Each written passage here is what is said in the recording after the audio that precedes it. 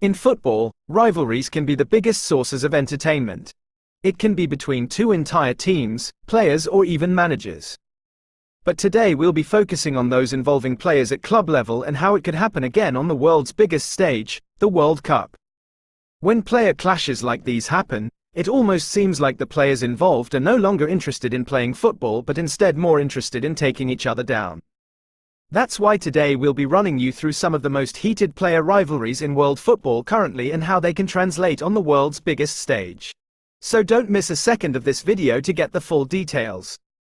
Let's start with Erling Haaland against Gabriel. In recent times, Arsenal and Manchester City have looked like genuine contenders for the Premier League title, and whenever these teams face each other, it really seems like an actual derby. Every game between Arsenal and City has had some kind of drama. Whether it's intense tackles, arguments, players getting into each other's faces, or funny moments like the incident. Gabriel is one of those defenders who loves being physical and getting into a striker's head, while Haaland enjoys bullying defenders with his strength and movement. Whenever these two go head-to-head, you already know fireworks are coming. Now imagine Norway facing Brazil at the World Cup. Gabriel trying to stop Haaland for 90 minutes. Haaland trying to prove once again that defenders simply can't handle him. That would be absolute cinema. But this isn't the only Haaland rivalry on this video. Guess his next rival in the comments. Next up we've got Lamine Yamal against Nuno Mendes. When one of the best wingers in world football and one of the best fullbacks in the world face off, every take-on becomes a battle on its own.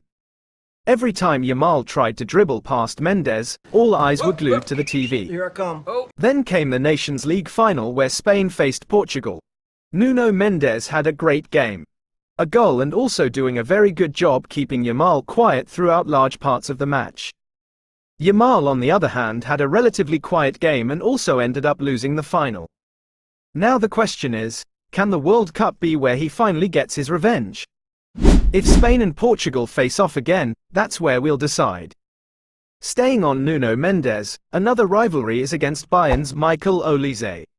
These two faced off in huge European games where the quality level was crazy. Olise with his flair, dribbling and unpredictability against Mendes with his speed and defensive ability.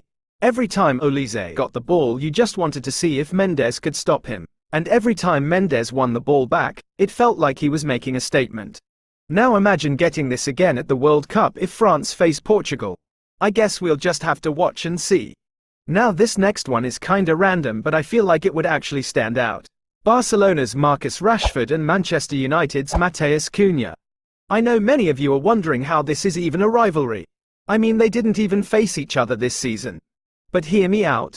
Rashford left United with a bittersweet feeling for the club and the fans. Even though it's a loan move, a lot of people felt like things just ended badly. Then what happened? Manchester United signed Cunha and immediately handed him the number 10 shirt. And Cunha on the other hand immediately started winning over fans with goals, flair and performances.